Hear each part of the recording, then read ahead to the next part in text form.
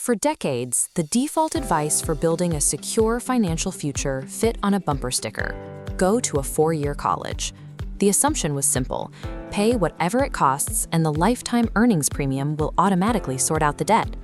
Look at this area chart comparing the wage gap over the last decade.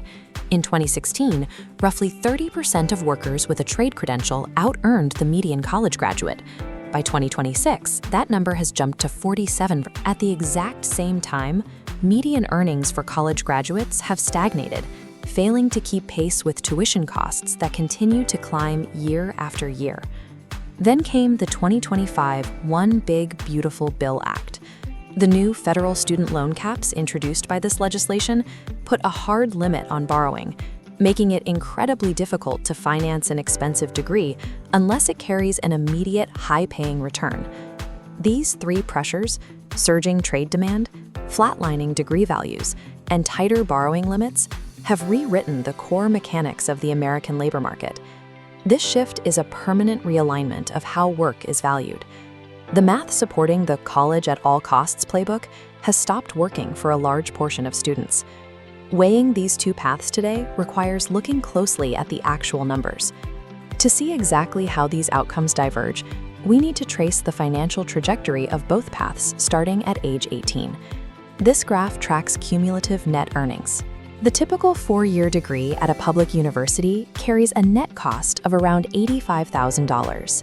During those 4 years, a full-time student usually earns close to zero, dropping their financial baseline deep into the negative. Meanwhile, trade school or an apprenticeship costs roughly $12,000. Because apprenticeships pay you while you train, that person typically earns around $20,000 a year, keeping their trajectory slightly above the zero line. At age 22, the college graduate enters the workforce at a median starting salary of $38,000. The tradesperson, now fully trained, is starting their full-time career at $48,000. By year 10, at age 30, the college graduate's median salary reaches about $55,000. The tradesperson has climbed to over $65,000.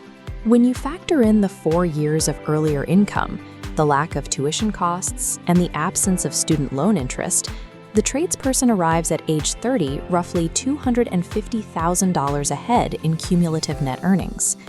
For graduates in engineering, computer science, or medicine, their earning trajectory steepens dramatically in their 30s, allowing them to eventually close this gap and surpass the tradesperson. But for majors with historically flat earning curves, like education, social work, or general humanities, that $250,000 wealth deficit accumulated in their 20s often never closes.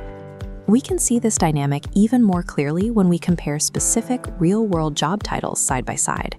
Consider an elevator mechanic. The median pay is over $106,000 a year. It is recession-proof because elevators are legally required to remain operational, backed by a strong union. You hit 6 figures with zero student debt. Now look at a psychology graduate. Starting salaries in the social sciences dropped by 3.6% for the class of 2025. Practicing psychology typically requires a master's degree, meaning additional years of tuition, the graduate loan trap, before you even collect a full-time salary. Beyond debt, the modern office job is facing a new headwind. Generative AI is actively disrupting entry-level, screen-based work. Take a graphic designer. With AI image generation tools absorbing basic commercial design tasks, wages in the field are stagnating or actively falling, commonly cited around $60,000. Put that against an HVAC technician. Record global heat waves have turned air conditioning into a life safety necessity. Demand is soaring, pushing wages steadily higher, with almost zero risk of automation. It is a similar story across the board. Electricians and plumbers average between $55,000 and $85,000 a year. When trade workers leverage those skills to start their own businesses, those numbers regularly push well into the 6 figures. Paying tens of thousands of dollars for the prestige of a white-collar title frequently leads to earning less than a debt-free manual laborer. The traditional assumption was that a standard office job provided long-term safety and stability. AI has inverted that completely. This bar chart displays AI exposure risk by sector, based on February 2026 data from the Yale Budget Lab and the Brookings Institution. At the very top, maxing out the high-risk category, are the administrative, clerical and routine analytical roles that entry-level degrees typically lead to. Down at the very bottom, carrying a very low automation risk rating across the board, are the skilled trades. Plumbing, electrical work, and HVAC repair require constant physical movement and site-specific judgment. Current robotics simply cannot replicate that kind of hands-on, adaptive execution at a cost or scale that threatens human workers. Mastering a physical, real-world skill currently provides a much stronger economic moat than holding a general, non-specialized bachelor's degree. But declaring that all college degrees are a bad investment is just as foolish as saying everyone needs to go. The overall unemployment rate for bachelor's degree holders sits at a highly secure 2.2%. The field of study matters far more than the credential itself. Let's plot this on a quadrant chart comparing upfront cost to earning ceiling. Degrees in computer science, engineering, or medical research firmly occupy the high-cost, high-ceiling quadrant. They typically start between $80,000 and $95,000 and scale past $150,000, completely justifying the initial debt. The skilled trades sit in the low-cost, mid to high-ceiling quadrant. It is the optimal choice for immediate earning power, zero debt, and high immunity to AI disruption. The real danger zone is here, the general humanities degree. It carries the exact same massive tuition cost as the engineering degree, but starts in the $40,000 to $55,000 range without the long-term salary trajectory needed to pay itself off.